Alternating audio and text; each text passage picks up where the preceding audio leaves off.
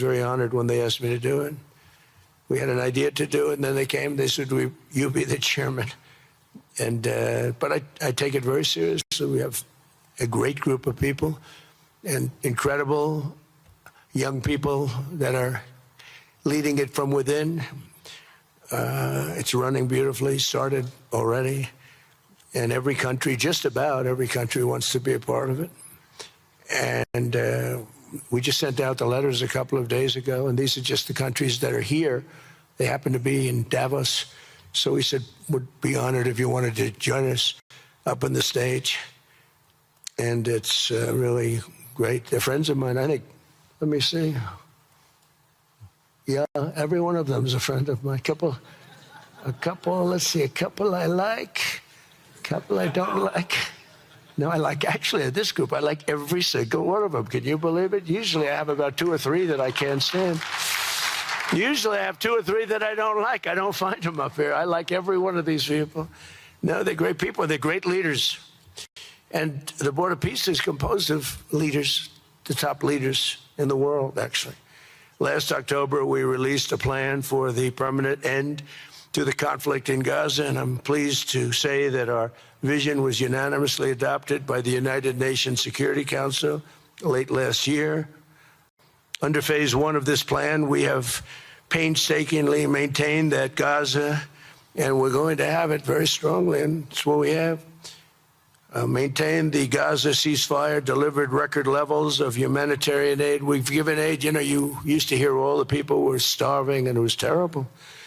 Now we have, you don't hear that anymore. We've delivered record levels of humanitarian aid. I want to thank the United States, but I want to thank some of the countries that are sitting right up here, because they've sent great aid, aid also in the form of money, where we go out and purchase food, and you don't hear those stories anymore with people starving. And secured the release of all 20, we secured the release of all 20 living hostages. Now, I want to thank Steve Witkoff and Jared and everybody for working so hard. They worked so hard, but there were 20 remaining living hostages. Now, we got hundreds out, but the last 20, I said, boy, that's going to be a tough one. I said that a year before, and it was a tough one, but we got them. Got all 20, every one of them. And we had also about 28 that were dead, but the parents wanted them just as though they were living, just as much. Some cases, it almost seemed more. It was amazing, actually, the love. But their boy had been killed in just about all cases, young men. Their boy had been killed, and they wanted the body of the boy, and it looked like it couldn't be done. And with the exception of one, and we're close on the track of that, we've got them all, every single one of them, which is amazing. It's a rough job. That was a rough job. And I've been very clear that Hamas must return that last remaining deceased hostage as well, and that will be the full commitment. And then we get on to other things, and we're committed to ensuring Gaza is demilitarized, properly governed, and beautifully rebuilt. It's going to be a great plan, and that's where the Board of Peace really started. And I think we can spread out to other things as we succeed with Gaza. We're going to be very successful in Gaza. It's going to be a great thing to watch, and we can do other things. We can do numerous other things. Once this board is completely formed, we can do pretty much whatever we want to do, and we'll do it in conjunction with the United Nations. You know, I've always said the United Nations has got tremendous potential, has not used it. But there's tremendous potential in the United Nations, and you have some great people at the United Nations. But so far it hasn't. You know, on the 8 wars that I ended, I never spoke to the United Nations about any of them. And you would think that I should have. You would think they could have done those 8 wars, but they couldn't have. And they tried, I guess, in some of them, but they didn't try hard enough. But there's tremendous potential with the United Nations, and I think the combination of the Board of Peace with the kind of people we have here, coupled with the United Nations, can be something very, very unique for the world. It's for the world. This isn't United States. This is for the world. As everyone can see today, the first steps toward a brighter day for the Middle East and a much safer future for the world are unfolding right before your very eyes.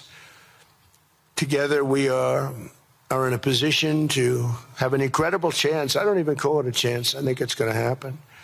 To end decades of suffering, stop generations of hatred and bloodshed, and forge a beautiful, everlasting, and glorious peace for that region and for the whole region of the world, because I'm calling the world a region. The world is a region. We're going to have peace in the world. And boy, would that be a great legacy for all of us. Everybody in this room is a star, or you wouldn't be here. There's a reason that you're here, and you're all stars. You're the biggest people, the most important people in the world, most powerful people in the world. And when you use that genius that you have, that very unusual, very inspired genius, when you use that for peace, the opposite of peace has no chance. So I just want to say it's tremendous to be with you, and I think this is something that we're doing that's very important. This is the most important. I was so looking forward to being here, and yesterday was a tremendous success. A lot of good things happened, but this was something that I really wanted to be here and do, and I could think of no better place because so many people were together. And now to bring the Board of Peace into full force, I ask Sheikh Isa of Bahrain and Foreign Minister Barita of Morocco to join me in signing and ratifying the Board of Peace Charter. Thank you very much, everybody. Appreciate it. Thank you. Well, I just want to tell you it's all happening.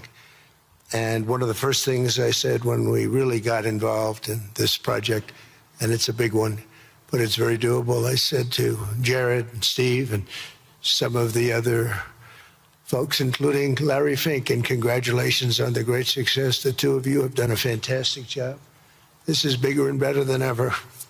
We usurped some of your time for a very important reason, and you understand that better than anybody, and we appreciate that you're here very much. Thank you both very much.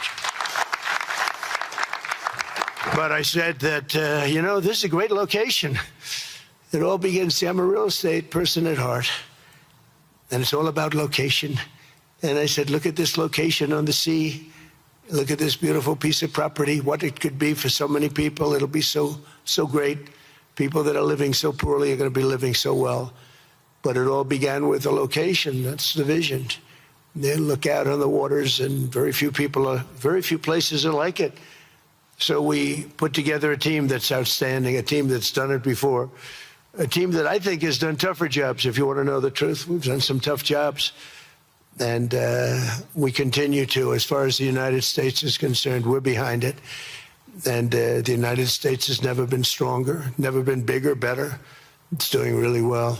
You see that, building thousands of businesses, plants, factories all over the United States are right now under construction. Nobody's ever seen anything like it. And this is just an honor to be involved with this and to be involved with the great people in this room and the great leaders that are sitting on stage. We thank you very much. And we have many others that have signed up, and they all want to be members of the Board of Peace because it really will be important. This is not going to be a waste of time. We waste so much time on things that never happen. This will happen, and it's already happening. Thank you very much, everybody. It's a great honor to be with you. Thank you. Thank you.